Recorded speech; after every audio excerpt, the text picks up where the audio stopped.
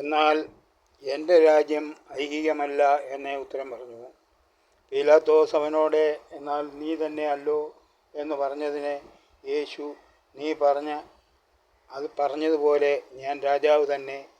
സത്യത്തിന് സാക്ഷി നിൽക്കേണ്ടതിന് ഞാൻ ജനിച്ച് അതിനായി ലോകത്തിൽ വന്നിരിക്കുന്നു.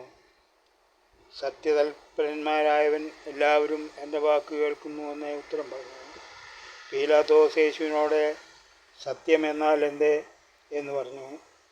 പിന്നെ പീലാത്തോസ് മഹാപുരോഹിതന്മാരോടും പുരുഷാരത്തോടും, ഞാൻ ഈ മനുഷ്യരിൽ ഒരു കുറ്റവും കാണുന്നില്ല എന്ന് പറഞ്ഞു. അതിനെ അവർ ഗലീലയിൽ തുടങ്ങി യഹൂദ്യയിലെങ്ങും ഇവിടത്തോളവും പഠിപ്പിച്ച് കലഹിപ്പിക്കുന്നുവെന്ന് നിഷ്കർഷിച്ച് പറഞ്ഞു. ഇത് കേട്ടിട്ട്, ഈ മനുഷ്യൻ ഗലീലക്കാരനോ എന്ന് ചോദിച്ചു. ഹെരോദാവിൻ്റെ അധികാരത്തിൽ ഉൾപ്പെട്ടവൻ എന്നറിഞ്ഞിട്ട് അന്ന് യെരുശലേമിൽ വന്ന് പാർക്കുന്ന ഹെരോദാവിൻ്റെ അടുക്കൽ യേശുവിനെ അയച്ചു. ഹെരോദാസ് യേശുവിനെ കണ്ടിട്ട് അത്യന്തം സന്തോഷിച്ചു. അവനെക്കുറിച്ച് കേട്ടിരുന്നത് കൊണ്ട് അവനെ കാണുവാൻ വളരെ കാലമായി ഇച്ഛിച്ചു. യേശു വല്ല അടയാളങ്ങളും ചെയ്യുന്നത് കാണാമെന്ന് ആശിച്ചിരുന്നു. ഏറിയൊന്ന് ചോദിച്ചിട്ടും യേശു അവനോട് ഉത്തരമൊന്നും പറഞ്ഞില്ല. മഹാപുരോഹിതന്മാരും ശാസ്ത്രിമാരും കഠിനമായി യേശുവിനെ കുറ്റം ചുമത്തിക്കൊണ്ടിരുന്നു.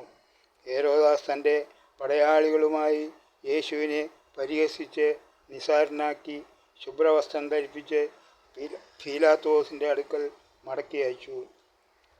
അന്ന് ഹെരോദാവും പീലാത്തോസും തമ്മിൽ സ്നേഹിതന്മാരായി തീർന്നു.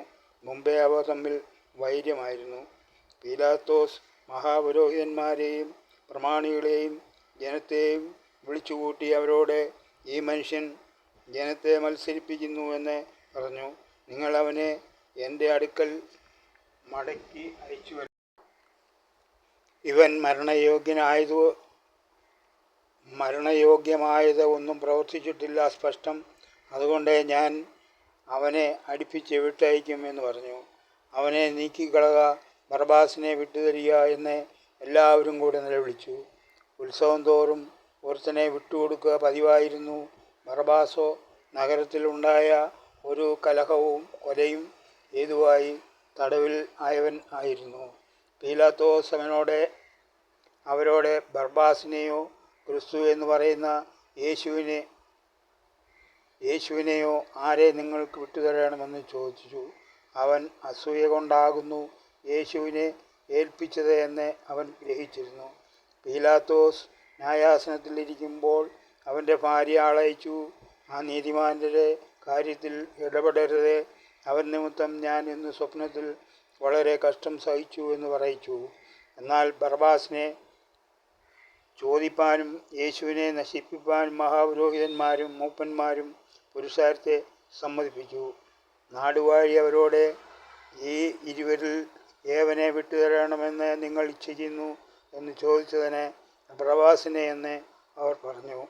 പീലാത്തോസ് അവരോട്, എന്നാൽ ക്രിസ്തു എന്ന യേശുവിനെ എന്തു ചെയ്യേണ്ടു എന്ന് ചോദിച്ചതിന് അവനെ ക്രൂശിക്കണം എന്ന് എല്ലാവരും നിലവിളിച്ചു പറഞ്ഞു.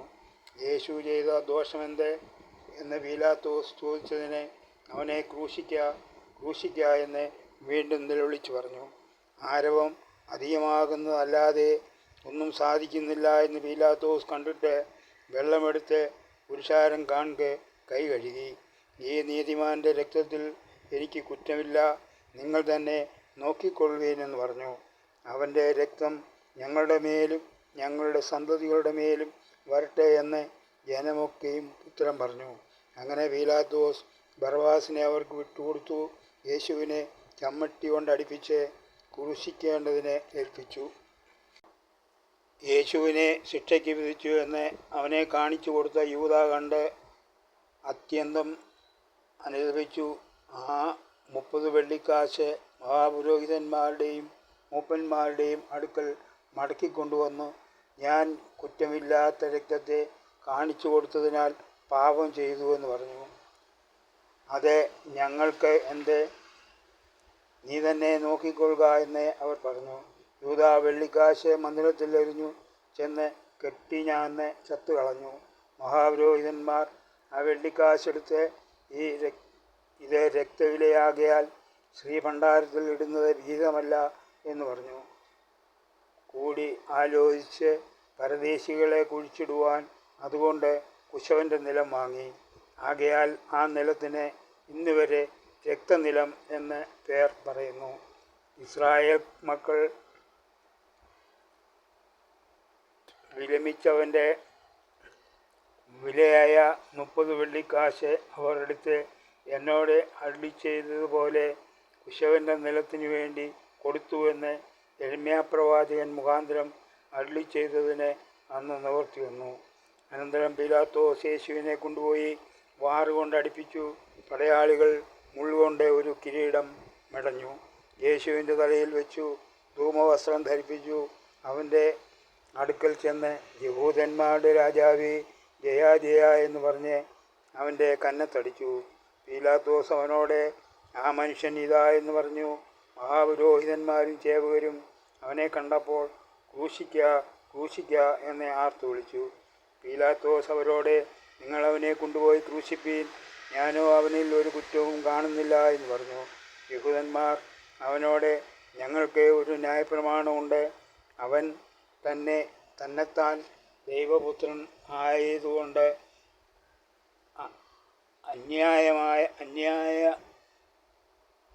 അന്യായ പ്രമാണപ്രകാരം അവൻ മരിക്കേണ്ടതാകുന്നു. ഈ വാക്ക് കേട്ടിട്ട് പീലാത്തോസ് ഏറ്റവും ഭയപ്പെട്ടു. പിന്നെയും പീലാത്തോസ് ആസ്ഥാനത്ത് ചെന്ന്, നീ എവിടെ നിന്നാകുന്നു എന്ന് യേശുവിനോട് ചോദിച്ചു. യേശു ഉത്തരം പറഞ്ഞില്ല. പീലാത്തോസ് അവനോട്, നീ എന്നോട് സംസാരിക്കുന്നില്ലയോ? എനിക്ക് നിന്നെ ക്രൂശിപ്പാൻ അധികാരമുണ്ടെന്നും നിന്നെ വിട്ടയപ്പാൻ അധികാരമുണ്ടെന്നും നീ അറിയുന്നില്ലയോ എന്ന് ചോദിച്ചതിന് യേശു അവനോട്, മേലിൽ നിന്ന് നിനക്ക് കിട്ടിയിട്ടില്ല എങ്കിൽ എൻ്റെ മേൽ നിനക്ക് ഒരു അധികാരവും ഉണ്ടാകുകയില്ലായിരുന്നു. അതുകൊണ്ട് എന്നെ നിൻ്റെ പക്കൽ ഏൽപ്പിച്ചവന് അധികം പാപമുണ്ട് എന്ന് യേശു ഉത്തരം പറഞ്ഞു. ഇത് നിമിത്തം പീലാത്തോസ് യേശുവിനെ വിട്ടയപ്പാൻ ശ്രമിച്ചു. യഹൂദന്മാരോ, നീ ഇവനെ വിട്ടയച്ചാൽ കൈസരുടെ സ്നേഹിതനല്ല, തന്നെത്താൻ രാജാവാക്കുന്നവൻ എല്ലാം കൈസരോട് മത്സരിക്കുന്നവൻ അല്ലോ എന്ന് ആർത്തു പറഞ്ഞു. ഈ വാക്ക് കേട്ടിട്ട് പീലാത്തോസ് യേശുവിനെ പുറത്തു കൊണ്ടുവന്നു. കൽത്തളം എന്നും എബ്രായ ഭാഷയിൽ ഗബ്ബത എന്നും പേരുള്ള ന്യായാസനത്തിൽ ചെന്നു. അപ്പോൾ പെസഹായുടെ ഒരുക്കനാൾ 6-ാം മണിനേരമായിരുന്നു. പീലാത്തോസ് യഹൂദന്മാരോട്, ഇതാ നിങ്ങളുടെ രാജാവേ എന്ന് പറഞ്ഞു. അവരോ, കൊന്നുകളക കൊന്നുകളക, അവനെ ക്രൂശിക്ക എന്ന് നിലവിളിച്ചു. നിങ്ങളുടെ രാജാവിനെ ഞാൻ ക്രൂശിക്കണോ എന്ന് പീലാത്തോസ് അവരോട് ചോദിച്ചതിന് മഹാപുരോഹിതന്മാർ, ഞങ്ങൾക്ക് കൈസരല്ലാതെ മറ്റൊരു രാജാവില്ല എന്ന് ഉത്തരം പറഞ്ഞു. അപ്പോൾ പീലാത്തോസ് യേശുവിനെ ക്രൂശിക്കേണ്ടതിന് അവർക്ക് ഏൽപ്പിച്ചു കൊടുത്തു. അധർമ്മികളുടെ കൂട്ടത്തിൽ അവനെ എണ്ണി എന്ന തിരുവെഴുത്ത് നിവൃത്തിയായി. അവർ യേശുവിനെ കൈയേറ്റു ക്രൂശിപ്പാൻ കൊണ്ടുപോയി. യേശുവിനെ കൊണ്ടുപോകുമ്പോൾ അലക്സാണ്ടറിൻ്റെയും റൂഫോസിൻ്റെയും അപ്പനായി വയലിൽ നിന്ന് വരുന്ന കുറേനക്കാരനായ ശിമോനെ യേശുവിൻ്റെ ക്രൂശ് ചുമക്കുവാൻ അവർ നിർബന്ധിച്ചു. യേശുവിൻ്റെ പിന്നാലെ നടക്കുമാറാക്കി ഒരു വലിയ ജനസമൂഹം അവനെ ചൊല്ലി വിലപിച്ചു. മുറയിടുന്ന അനേകം സ്ത്രീകളും യേശുവിൻ്റെ പിന്നാലെ ചെന്നു. യേശു അവരെ നോക്കി, യെരൂശലേം പുത്രിമാരെ, എന്നെ ചൊല്ലിക്കരയേണ്ട, നിങ്ങളെയും നിങ്ങളുടെ മക്കളെയും ചൊല്ലിക്കരവീൻ. മച്ചികളും പ്രസവിക്കാത്ത ഉദരങ്ങളും കുടിപ്പിക്കാത്ത മുലകളും ഭാഗ്യമുള്ളവ എന്ന് പറയുന്ന കാലം വരുന്നു. അന്ന് മലകളോടെ ഞങ്ങളുടെ മേൽ വീഴുവേനെന്നും കുന്നുകളോടെ ഞങ്ങളുടെ മേൽ വീഴുവേനെന്നും പറഞ്ഞു തുടങ്ങും. പച്ചമരത്തോടെ ഇങ്ങനെ ചെയ്താൽ ഉണങ്ങിയതിനെ എന്ത് സംഭവിക്കും എന്ന് പറഞ്ഞു. ദുഷ്പ്രവൃത്തിക്കാരായ വേറെ 2 പേരെയും യേശുവിനോടുകൂടെ കൊല്ലേണ്ടതിന് കൊണ്ടുപോയി. എബ്രായ ഭാഷയിൽ ഗോൽഗോഥ എന്നു പേരുള്ള തലയോടിടം എന്ന സ്ഥലത്തേക്ക് അവർ പോയി. അവിടെ എത്തിയപ്പോൾ അവർ യേശുവിനെ ദുഷ്പ്രവൃത്തിക്കാരായ ഒരുത്തിനെ വലത്തും ഒരുത്തിനെ ഇടത്തുമായി ക്രൂശിച്ചു. എന്നാൽ യേശു, പിതാവേ, ഇവർ ചെയ്യുന്നത് എന്നത് എന്ന് അറിയാകിയാൽ ഇവരോട് ക്ഷമിക്കണമേ എന്ന് പറഞ്ഞു. യേശുവിനെ ക്രൂശിച്ച ശേഷം പീലാത്തോസ് ഒരു മേലെടുത്തും എഴുതി ക്രൂശിന്മേൽ പതിപ്പിച്ചു. അതിൽ നസ്രായനായ യേശു യഹൂദന്മാരുടെ രാജാവ് എന്ന് എഴുതിയിരുന്നു. യേശുവിനെ ക്രൂശിച്ച സ്ഥലം നഗരത്തിന് സമീപമാകയാൽ അനേകം യഹൂദന്മാർ ഈ മേലെഴുത്ത് വായിച്ചു. ഇത് എബ്രായ, റോമ, യവന ഭാഷയിൽ എഴുതിയിരുന്നു. ആകയാൽ യഹൂദന്മാരുടെ മഹാപുരോഹിതന്മാർ പീലാത്തോസിനോട്, യഹൂദന്മാരുടെ രാജാവ് എന്നല്ല, ഞാൻ യഹൂദന്മാരുടെ രാജാവ് എന്ന് അവൻ പറഞ്ഞു എന്നത്രേ എഴുതേണ്ടത് എന്ന് പറഞ്ഞു. അതിന് പീലാത്തോസ്, ഞാൻ എഴുതിയത് എഴുതി എന്ന് ഉത്തരം പറഞ്ഞു. പടയാളികൾ യേശുവിനെ ക്രൂശിച്ച ശേഷം അവൻ്റെ വസ്ത്രമെടുത്ത് ഓരോ പടയാളിക്കും ഓരോന്നായി പങ്കിട്ടു. അങ്കിയോ തുന്നൽ ഇല്ലാതെ മേൽത്തൊട്ട് അടിവരെ മുഴുവനും നെയ്തതായിരുന്നു. ഇത് കീറരുത്, ആർക്ക് വരുമെന്ന് ചീട്ടിടുക എന്ന് തമ്മിൽ തമ്മിൽ പറഞ്ഞു. എൻ്റെ വസ്ത്രം അവർ പകുത്തെടുത്തു, എൻ്റെ അങ്കിക്കായി ചീട്ടിട്ടു എന്ന തിരുവെഴുത്തിനെ ഇതിനാൽ നിവർത്തി വന്നു. ജനം ഇതൊക്കെയും നോക്കിക്കൊണ്ടിരുന്നു. ഇവൻ മറ്റുള്ളവരെ രക്ഷിച്ചുവല്ലോ, ദൈവം തിരഞ്ഞെടുത്ത ക്രിസ്തു എങ്കിൽ തന്നെത്താൻ രക്ഷിക്കട്ടെ എന്ന് പ്രധാനികളും അവനെ പരിഹസിച്ചു പറഞ്ഞു. പടയാളികളും അവനെ പരിഹസിച്ചു. അടുത്തു വന്നവനെ പുളിച്ച വീഞ്ഞ് കാണിച്ചു. നീ യഹൂദന്മാരുടെ രാജാവെങ്കിൽ നിന്നെ തന്നെ രക്ഷിക്കുക എന്ന് പറഞ്ഞു. കടന്നു പോകുന്നവർ തലകുലുക്കി അവനെ ദുഷിച്ചു. മന്ദിരം പൊളിച്ച് 3 നാൾ കൊണ്ട് പണിയുന്നവനെ, നിന്നെ തന്നെ രക്ഷിക്കുക, ദൈവപുത്രനെങ്കിൽ ക്രൂശിൽ നിന്നിറങ്ങി വാ എന്ന് പറഞ്ഞു. അവൻ ദൈവത്തിൽ ആശ്രയിക്കുന്നു. അവന് ഇവനിൽ പ്രസാദമുണ്ടെങ്കിൽ ഇപ്പോൾ വിടുവിക്കട്ടെ, ഞാൻ ദൈവപുത്രനെന്ന് അവൻ പറഞ്ഞുവല്ലോ എന്ന് പറഞ്ഞു. യേശുവിനോടുകൂടെ ക്രൂശിൽ തൂക്കിയ ദുഷ്പ്രവൃത്തിക്കാരിൽ ഒരുത്തൻ, നീ ക്രിസ്തു അല്ലയോ, നിന്നെ തന്നെയും ഞങ്ങളെയും രക്ഷിക്കുക എന്ന് പറഞ്ഞു. അവനെ ദുഷിച്ചു. മറ്റവനോ അവനെ ശ്വാസിച്ചു. ന്യായശിക്ഷാവിധിയിൽ തന്നെ ആയിട്ടും നീ ദൈവത്തെ ഭയപ്പെടുന്നില്ലയോ? നാമോ ന്യായമായിട്ട് ശിക്ഷ അനുഭവിക്കുന്നു. നാം പ്രവർത്തിച്ചതിന് യോഗ്യമായതല്ലോ കിട്ടുന്നത്. ഇവനോ അരുതാത്തതൊന്നും ചെയ്തിട്ടില്ല എന്ന് പറഞ്ഞു. പിന്നെ അവൻ യേശുവെ, നീ രാജ്യത്വം പ്രാപിച്ചു വരുമ്പോൾ എന്നെ ഓർത്തുകൊള്ളണമേ എന്ന് പറഞ്ഞു. യേശു അവനോട്, ഇന്ന് നീ എന്നോടുകൂടെ പറുദീസായിലിരിക്കും എന്ന് സത്യമായി നിന്നോട് പറയുന്നു എന്ന് പറഞ്ഞു.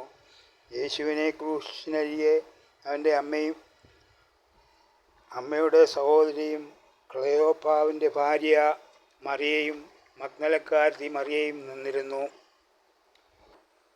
യേശു തൻ്റെ അമ്മയും താൻ സ്നേഹിച്ച ശിഷ്യനും നിൽക്കുന്നത് കണ്ടിട്ട്, സ്ത്രീയെ, ഇതാ നിൻ്റെ മകനെന്ന് അമ്മയോടും ശിഷ്യനോട്, ഇതാ നിൻ്റെ അമ്മയെന്ന് പറഞ്ഞു. ആ നാഴിക മുതൽ ആ ശിഷ്യൻ അവളെ തൻ്റെ വീട്ടിൽ കൈക്കൊണ്ടു. ഏകദേശം 6 മണി നേരമായപ്പോൾ സകലവും തികഞ്ഞിരിക്കുന്നുവെന്ന് യേശു അറിഞ്ഞിട്ട്, തിരുവെഴുത്ത് നിവൃത്തിയാകുവാൻ തക്കവണ്ണം എനിക്ക് ദാഹിക്കുന്നു എന്ന് പറഞ്ഞു. അവിടെ പുളിച്ച വീഞ്ഞ് നിറഞ്ഞ ഒരു പാത്രം വെച്ചിട്ടുണ്ടായിരുന്നു. പടയാളികൾ ഒരു സ്പോഞ്ച് വീഞ്ഞ് നിറച്ച് ഈ സോപ്പ് തണ്ടിന്മേൽ ആക്കി യേശുവിൻ്റെ അടുക്കൽ അഴിപ്പിച്ചു. യേശു പുളിച്ച വീഞ്ഞ് കുടിച്ച ശേഷം എല്ലാം നിവൃത്തിയായി എന്ന് പറഞ്ഞു. യേശു അത്യുച്ചത്തിൽ, പിതാവേ, ഞാൻ എൻ്റെ ആത്മാവിനെ നിങ്ങൾ ഏൽപ്പിക്കുന്നു എന്ന് നിലവിളിച്ചു പറഞ്ഞു. തലചായ്ച്ച് ആത്മാവിനെ ഏൽപ്പിച്ചു കൊടുത്ത് പ്രാണനെ വിട്ടു. സൂര്യൻ ഇരുണ്ടുപോയിട്ട് 9 മണി വരെ ദേശത്തെങ്ങും അന്ധകാരമുണ്ടായി. ദൈവമന്ദിരത്തിലെ തിരശ്ശീല നടുവേ ചീന്തിപ്പോയി. ഭൂമി കുലുങ്ങി, പാറകൾ പിളർന്നു, കല്ലറകൾ തുറന്നു. നിദ്ര പ്രാപിച്ച വിശുദ്ധന്മാരുടെ ശരീരങ്ങൾ പലതും ഉയർത്തെഴുന്നേറ്റു.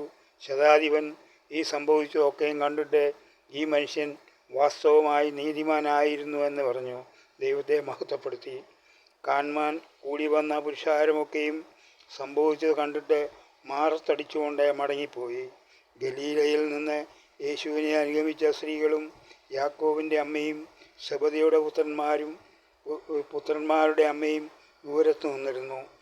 അന്ന് ഒരുക്കനാളും ആ ശബദനാൾ വലിയതും ആകൊണ്ട് ശരീരങ്ങൾ ശബത്തിൽ ക്രൂശിന്മേൽ കിടക്കുന്നത് ശരിയല്ല എന്ന് വെച്ച് അവരുടെ കാലൊടിച്ച് എടുപ്പിക്കണം എന്ന് യഹൂദന്മാർ പീലാത്തോസിനോട് അപേക്ഷിച്ചു. ആകയാൽ പടയാളികൾ വന്ന് ഒന്നാമത്തവൻ്റെയും അവനോടുകൂടെ ക്രൂശിക്കപ്പെട്ട മറ്റവൻ്റെയും കാലൊടിച്ചു. അവർ യേശുവിൻ്റെ അടുക്കൽ വന്ന് അവൻ മരിച്ചുപോയി എന്ന് കാണുകയാൽ അവൻ്റെ കാലൊടിച്ചില്ല. എങ്കിലും പടയാളികളിൽ ഒരുത്തൻ കുന്തം കൊണ്ട് യേശുവിൻ്റെ വിലാപ്പുറത്ത് കുത്തി. ഉടനെ രക്തവും വെള്ളവും പുറപ്പെട്ടു. ഇത് കണ്ടവൻ സാക്ഷിയും പറഞ്ഞിരിക്കുന്നു. അവൻ്റെ സാക്ഷ്യം സത്യമാകുന്നു. നിങ്ങളും വിശ്വസിക്കേണ്ടതിന് താൻ സത്യം പറയുന്നുവെന്ന് അവൻ അറിയുന്നു. അവൻ്റെ ഒരസ്ഥിയും ഒടിഞ്ഞു പോകുകയില്ല എന്നുള്ള തിരുവെഴുത്ത് നിവൃത്തിയാകേണ്ടതിന് ഇത് സംഭവിച്ചു. അവർ കുത്തിയവങ്കിലേക്ക് നോക്കും എന്ന് മറ്റൊരു തിരുവെഴുത്തും പറയുന്നു. അനന്തരം അരിമത്യ എന്നൊരു യഹൂദ്യ പട്ടണക്കാരനായി നല്ലവനും നീതിമാനും ദൈവരാജ്യത്തെ കാത്തിരുന്നവനുമായ യോസേഫ് എന്നൊരു മന്ത്രി, അവൻ അവരുടെ ആലോചനയ്ക്കും പ്രവൃത്തിക്കും അനുകൂലമല്ലായിരുന്നു, യൂദന്മാരെ പേടിച്ച് രഹസ്യത്തിൽ പീലാത്തോസിൻ്റെ അടുക്കൽ ചെന്നു യേശുവിൻ്റെ ശരീരം ചോദിച്ചു. പീലാത്തോസ് അനുവദിക്കിയാൽ അവൻ യേശുവിൻ്റെ ശരീരം ക്രൂശിൽ നിന്നിറക്കി. ആദ്യം രാത്രിയിൽ അവൻ്റെ അടുക്കൽ വന്ന നിക്കോദേമോസും ഏകദേശം 100 റാത്തൽ മൂറും അകിലും കൊണ്ടുള്ള ഒരു കൂട്ടും കൊണ്ടുവന്നു. അതിനെ സുഗന്ധവർഗത്തോടുകൂടെ നിർമ്മല ശീലയിൽ പൊതിഞ്ഞ് കെട്ടി യഹൂദന്മാർ ശവമടക്കുന്ന മര്യാദ പ്രകാരം യേശുവിനെ ക്രൂശിച്ച സ്ഥലത്ത് തന്നെ ഒരു തോട്ടവും ആ തോട്ടത്തിൽ താൻ പാറയിൽ വെട്ടിയിരുന്നതും മുമ്പേ ആരെയും വെച്ചിട്ടില്ലാത്തതുമായ കല്ലറയിൽ യഹൂദന്മാരുടെ ഒരുക്കനാൾ നിമിത്തം യേശുവിനെ അവിടെ വെച്ചു.